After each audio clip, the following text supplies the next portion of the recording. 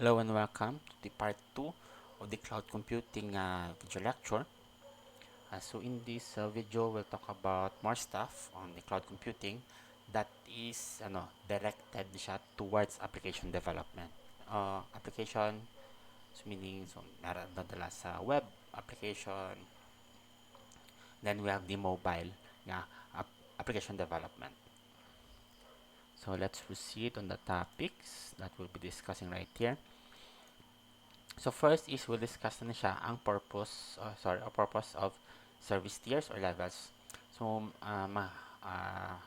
if manotice nyo, on some of the cloud services na gonna offer is going to have these tiers or levels. So the tiers or levels, so basically ang ginabala nila is ang resources nga ma-access mo at this level. So if you've been you've subscribed to this level right here, so may ara ka sang finite or limited nga resources nga pwede magamit.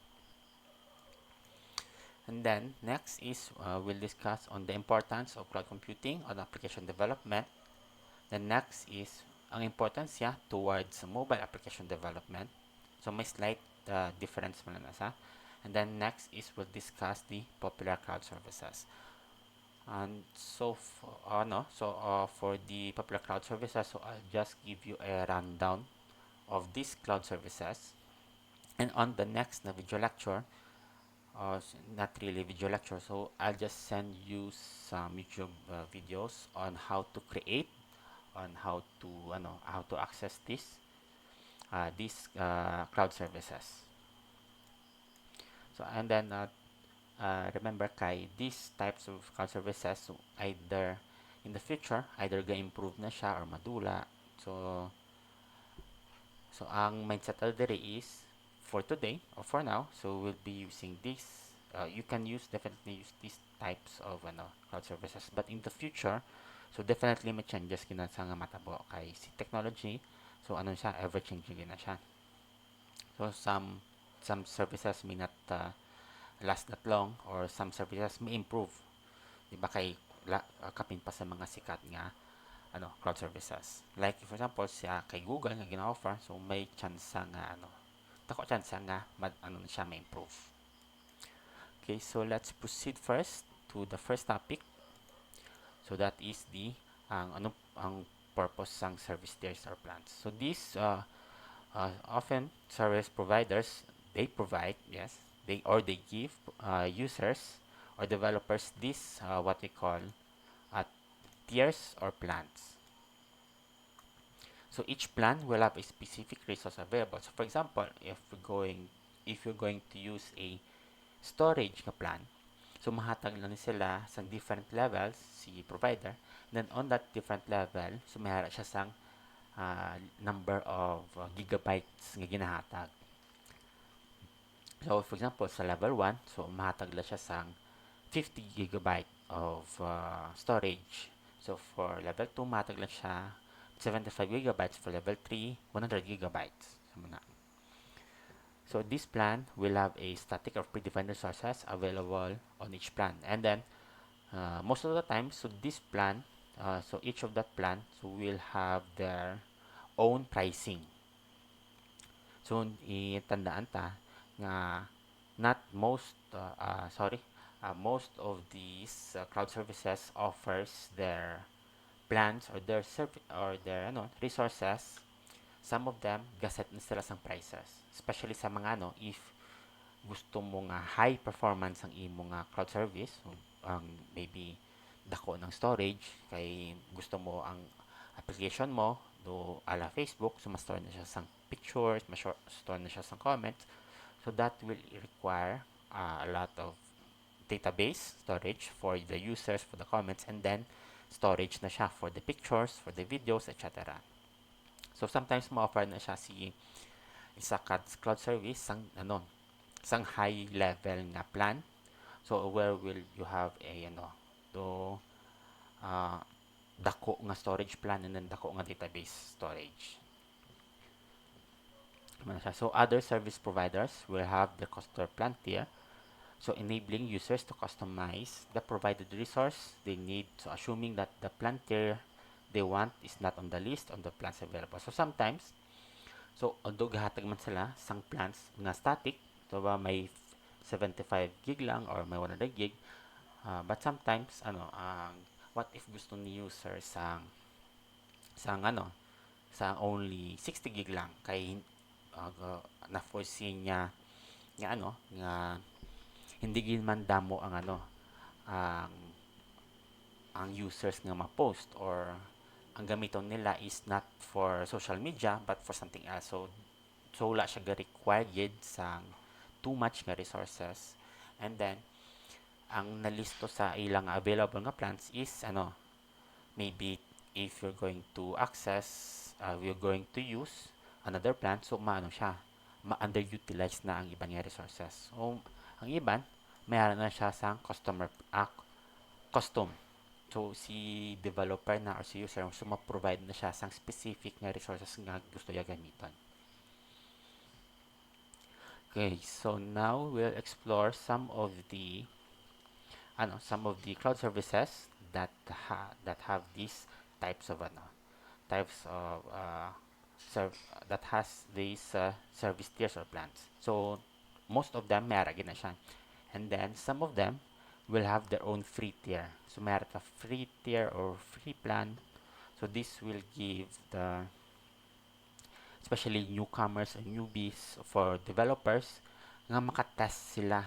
So i-check nila if ang connection or ang service ng mga ginatag nila is good o ang pag-establish ng connection is suppose ang pag-integrate is suppose lang muna. So may choice gina si user so in terms of choosing which of the service they can use by having this free tier. So especially useful na siya sa mga students kaya they can explore on how to initialize to database, paano na sila i-connect ang database to their to their applications, etc. So this is a example for the Amazon. So this is a API na siya nga service. So API so mahatag na siya sa so may PEG gateway, so meaning you can use this application to communicate to process some functions. So because we're using API, so ang process is aran unda sa server, wala sa aton nga device, sa users nga device. So here, so may harata gateway. So may harata sa free tier. Diba? So mahambal ta nga free tier kay so may hara siya 1 million for Amazon. So may hara siya 1 million REST API calls received, and then what's this 1 million HTTP calls received, 1 million messages, and then 750,000 connection minutes. So muna siya for the free tier. So mataglan na si Amazon sang 1 million. So 1 million lang nga REST API calls, and then 750 connection per minute. So may limit lang siya limited lang ang number of connections nga masulod per minute, and then ang overall nga REST API calls. So for up to 12 months ni siya. So this is the link. So if you're interested in checking it, then here for the if for example naglapaw busy user naglagpas na sa free tier, then manukot na si Amazon. So for the first 3 million, so na siya per so first so for per 1 million nga request, so man siya $1 na siya. So maglapaw na siya sa 1 million, so mag 1 million 1. So naman siya, ma-increase naman nato nga balaydan. So siya, so amoy na siya ang style sang some of the cloud services may mo na siya nga type sang services nga ginahatag is once nga maglapot ka sa certain limit, so either stop kanila So ma-notify na sila sa imo or ma-start na sila panukot sang kwarta, so in terms of their service. So please, if you want to access, so usually ara na sa ilang website, then you can see on their top bar. So let's try to give me a second, ma-open ko sang website. So here I am on the cloud services ng Amazon. So damo ni sila ginatag services. But if you want to check the prices or pricing or the pricing of that year, so usually meron sila pricing nga tab. So ara anda. So then ara the information, and then you can definitely check on the free tier. Yeah, so on the free tier, so damo ni sila gin-offer. So they have a free tier for the machine learning, compute, databases, web apps, IoT, analytics, migration, and then storage. Okay, so let's proceed to the next one. So here we have the pricing for MongoDB. So si MongoDB, so this is a non-SQL na siya nga database. So if you plan on having a database nga application, or an application that has a database, so you can check this out. So MongoDB. So mayroon ni siya sa different nga tiers. So we have the shared, so we have the dedicated, and then serverless. Usually may description na sila, especially on the resources nga ihatag. So here, sa Monetis yung mayara siya free. So we have for learning and exploring MongoDB, sandbox environment, so definitely good for testing testing sang service kani if you think that MongoDB is good for you o hapos sa inyo o gusto niyo siya integrate. And then ara siya ang resource nga inyong ma-access. Ang ginatag sa inyo is 512 MB to 5 gigabyte of storage. So dedicated ni siya sa database, and then shared RAM.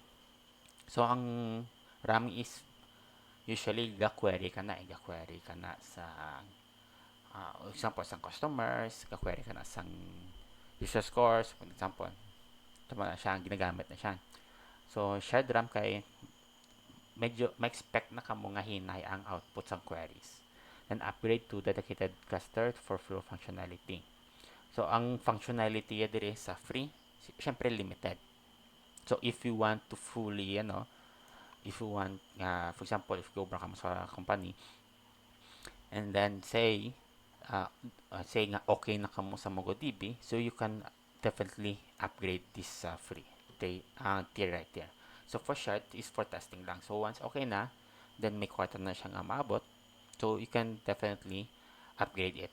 So muna ang nami sa cloud kay pwede mo na siya ma-upgrade tayon or upgradable na siya. And then here kung no credit card kay this is a free free na siya nga service. But for the others, so mayroon na makita nyo nga tag-as ang resources nga ihatag. And then ang other services nga other services, especially sa performance, sa queries, so makita nyo na siya. Kari sa serverless, 1 TB, CPU and RAM scale, so meet workload. So kung gina-expect nyo nga damo nag-get millions of users nang ga-access ang aton nga or sa inyong database, so pwede nyo siya i-applyan ang serverless nga tier. Okay, so next is we'll check the Google the service offered by Google. So this is Firebase.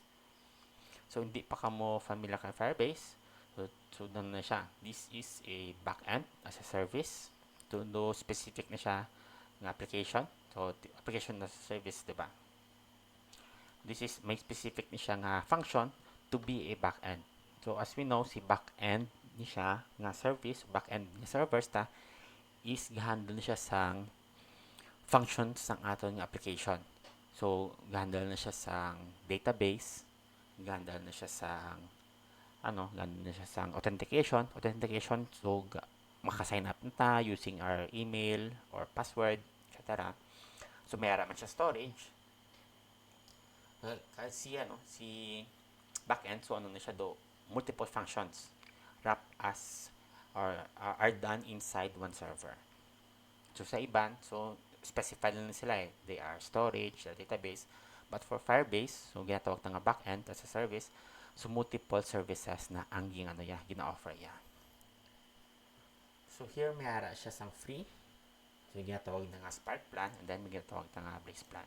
So for most users, so definitely pwede na sa access ang Spark plan. So ang need lang dire is a Google account lang. So, then pwede ka naka-start. So later on the next nga video lecture, so i-explore, pwede nyo gid siya ma-explore ni ang Firebase.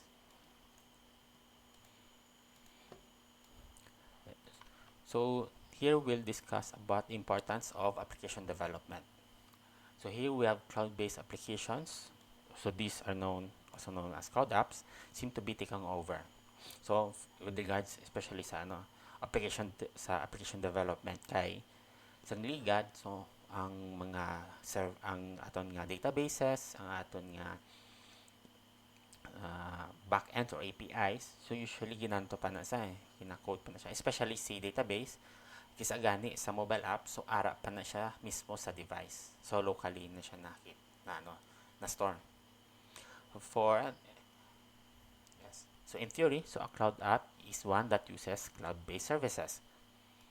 So meaning, so gagamit siya sa cloud-based services. So most of its functionalities are ara na sa gina-process na sa cloud.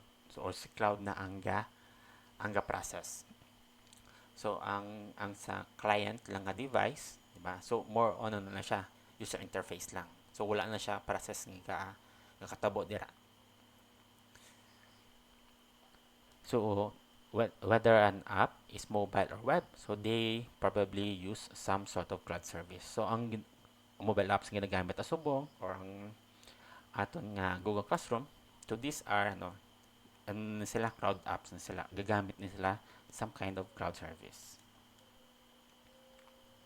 So in the increase of dependence on the cloud's processing power is the result of companies building innovative and creative solutions to all sorts of problems that use technology to do things that were previously impossible.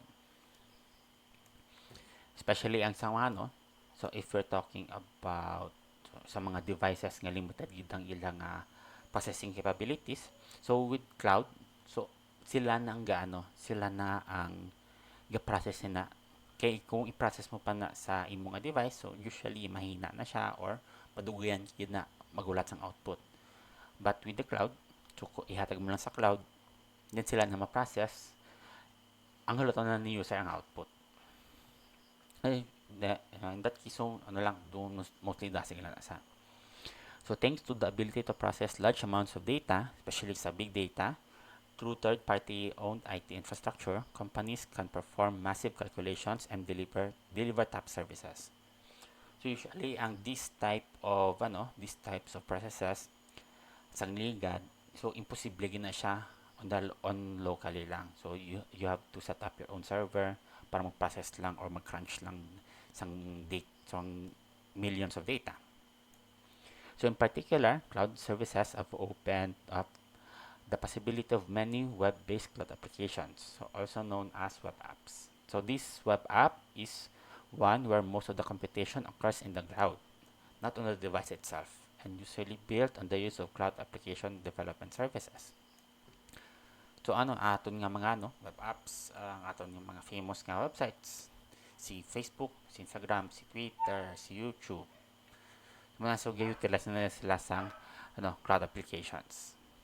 Ang cloud services I mean. So pwede na siya matawag nga web-based nga cloud apps. So cloud applications development offers various benefits for businesses that wish to use technology to solve a problem. So Some of these benefits are, so mayroon siya sang improved app performance. So as more computations are performed on the server side of the app, so users will experience a faster and more reliable service. Kay nambal na kay mas dasig siya matapos kung i-compute i-compute ng function, i-compute na ang process within the server lang. Kay maybe sa server dako ng resources nga ara nga exist. Sa compare ta kung i-solve mo na siya sa sa aton nga smartphone lang, then himo nga smartphone, so limited lang iyang resources, so mas dugayan na siya. Dugayan na siya mag-process, so at the same time makaano siya sang sang battery. So that will take a long time. Then increase uptime. So thanks to the reliability of cloud services, a cloud-based application will remain up easier than through your own IT infrastructure. So meaning is your service will be up always. So most of the time, so 99% or 90%, so siya, up and running na siya si aton nga si cloud, si aton nga application, especially for websites. Kay since ara to ang na host your ara to ang files nga that contains or the website that contains the files, so ara to sa ilang server, so anywhere and so anytime, so pwede mo na siya ma-access. And then hindi na siya ma-depend sa inyong ay kung may ara mo sang own IT infrastructure then nag-brown out sa inyo, so that is considered to be a downtime na siya, so meaning hindi nyo sa ma-access. Okay, so let's cut to this point right there and then discuss the next part. I'll continue on the importance of of cloud computing to application development. So thank you for watching and have a great day.